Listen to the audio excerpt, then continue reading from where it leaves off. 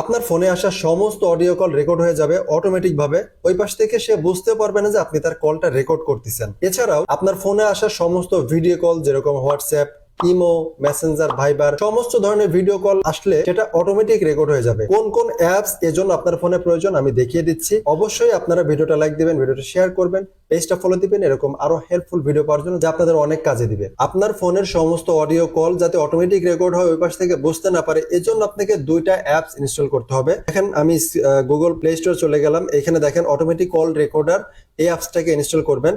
এবার আমি ব্যাক করতেছি, আমি আবার সার্চ বারে আসলাম, এখান থেকে এই যে টিটিএস LEXX এই অ্যাপসটাকে ইনস্টল করবেন।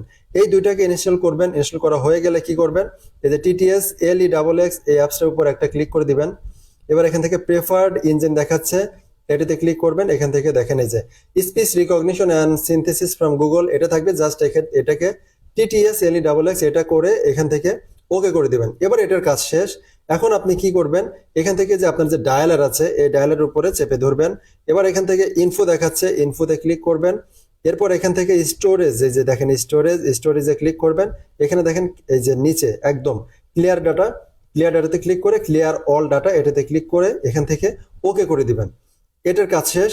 এবার আপনি কি করবেন, এখান থেকে অটোমেটিক কল রেকর্ডিং এটা অন করবেন। এবার এই অ্যাপসের কিছু রেকর্ড পারমিশন আছে, এগুলোকে অন করে দিবেন।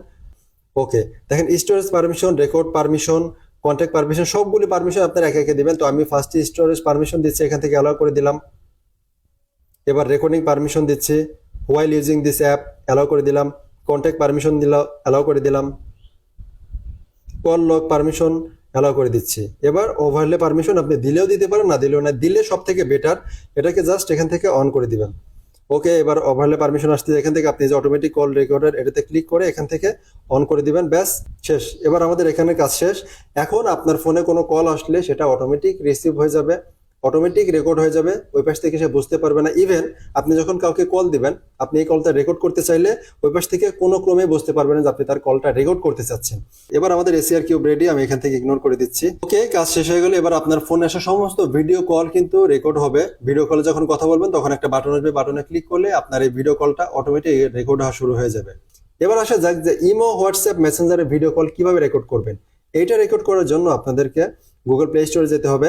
এখানে সার্চ বারে সার্চ দিবেন হচ্ছে এসিআর কিউব। দেখেন এই যে এসিআর কিউব, এই অ্যাপসটাকে আপনাদের ফোনে ইনস্টল করে ওপেন করে দিবেন। আমি এখান থেকে ওপেন করে দিচ্ছি। এবার এখান থেকে যে নিচে নেক্সটে ক্লিক করব, আবার গ্র্যান্ড পারমিশন এটাতে ক্লিক করে সবগুলি পারমিশন এখান থেকে দিয়ে দিতে হবে।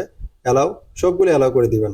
ওকে, আমি অ্যালাউ করে দিচ্ছি। এবার এসিআর কিউব আমাদেরকে একটা অটো স্টার্ট পারমিশন দিতে হবে। এখান থেকে আমি এসিআর কিউব এটাতে ক্লিক করে দিচ্ছি। এবার এখান থেকে আমার এই যে ব্যাকগ্রাউন্ড অটো স্টার্ট, এখান থেকে আমাদের এই যে অডিও কল রেকর্ডার এটাকে অন করতে হবে। তারপর হচ্ছে এসিআর কিউব যেটা, এটাকে অন করতে হবে। ওকে, দেখেন আমাদের ব্যাকগ্রাউন্ড পারমিশন কিন্তু অটোমেটিক হয়ে গেল।